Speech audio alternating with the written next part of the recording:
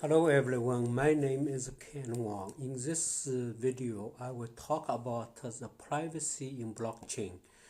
Um, First, let's talk about privacy. Privacy is actually a fundamental rights, constitutional rights of everyone.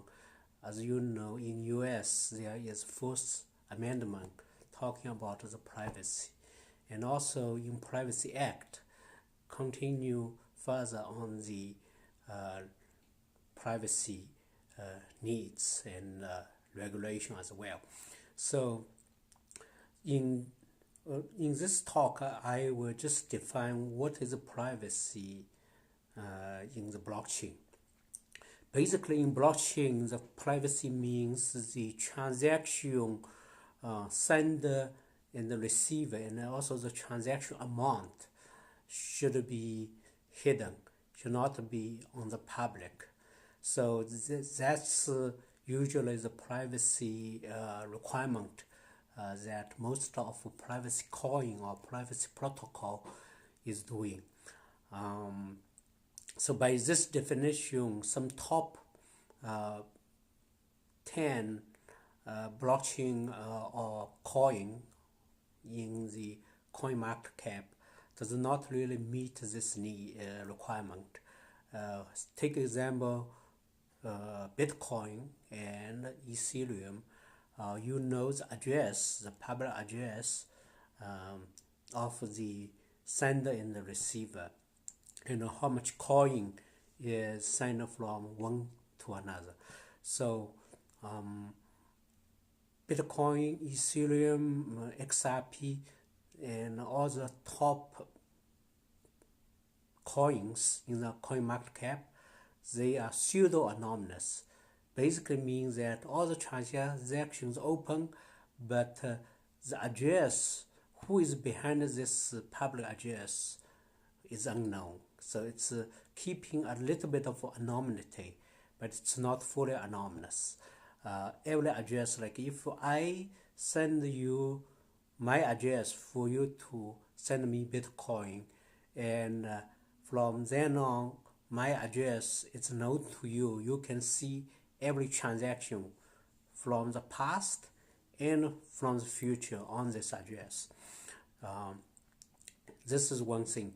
Another thing is through the big data analysis, behavior analysis, it's very possible that someone, some agency or government agency or some companies can basically decipher who is behind that address. That happens for good reason with Mt. Gox.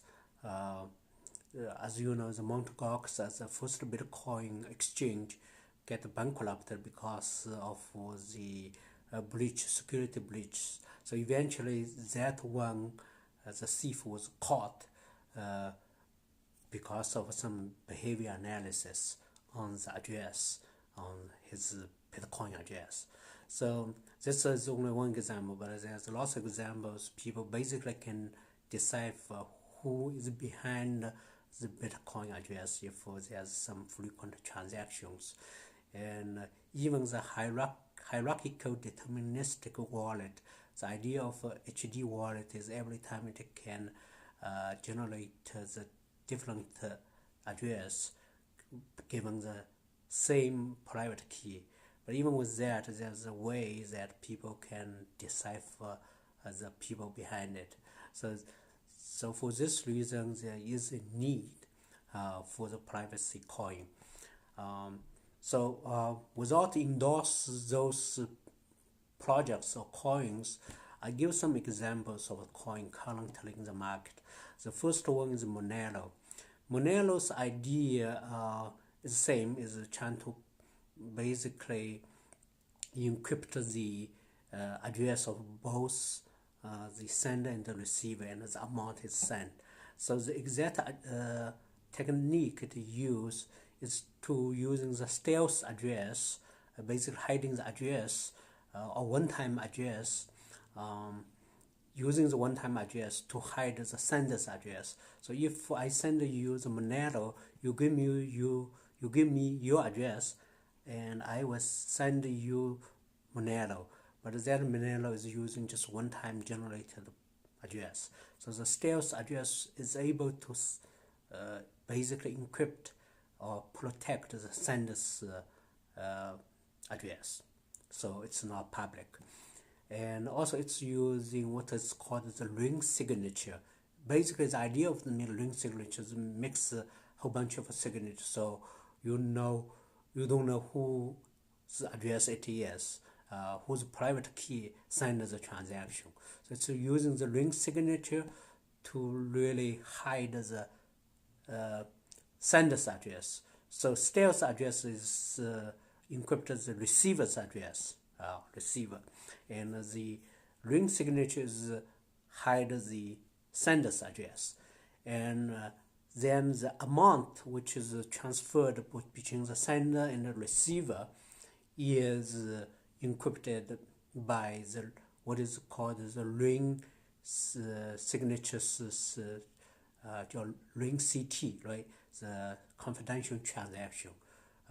So using this three kind of technology, and also using different kind of mining algorithm called crypto night algorithm, it has built its own reputation as a privacy coin.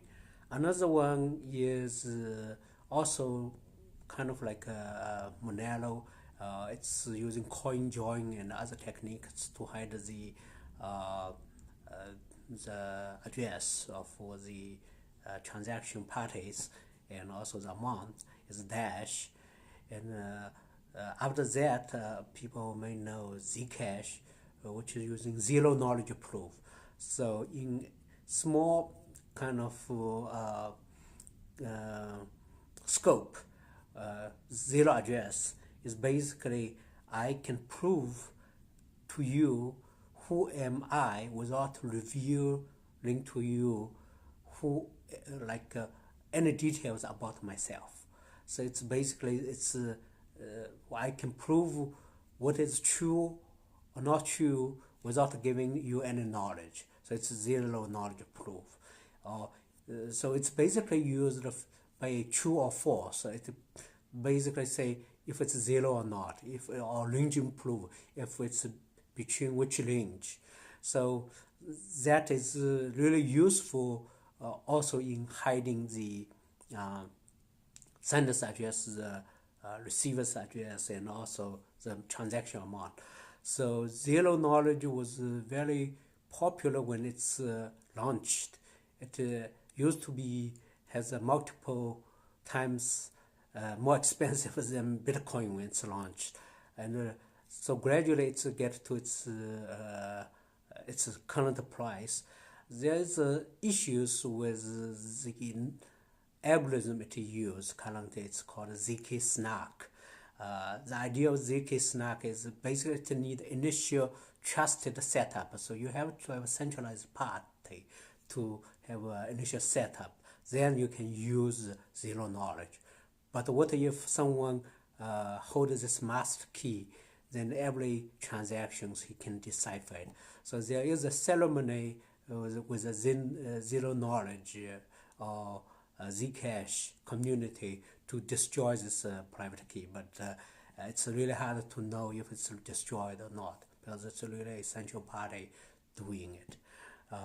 So in Ethereum, there is some algorithm called ZK Stack. It's basically in terms of memory and process, it's improved a little bit, and also it does not need a trust setup. So that one potentially will be used by Zcash and also used by Ethereum 2.0 or 3.0 because Vitalik is really talking a lot about this, about ZK stacks as well. So that's zero knowledge proof. Recently, there is a private coin gain a lot of attraction from the community. It's called Grin, Grin. It's basically has a Harry Potter's kind of story behind it. The one who wrote the white paper about the security protocol or encryption protocol called Mimble Wimble. Has a name Voldemort. Voldemort, as you know, it's a character in Harry Potter. So he wrote this white paper and he disappeared. And some initial core developers on the Mimble Wimble or the Green project also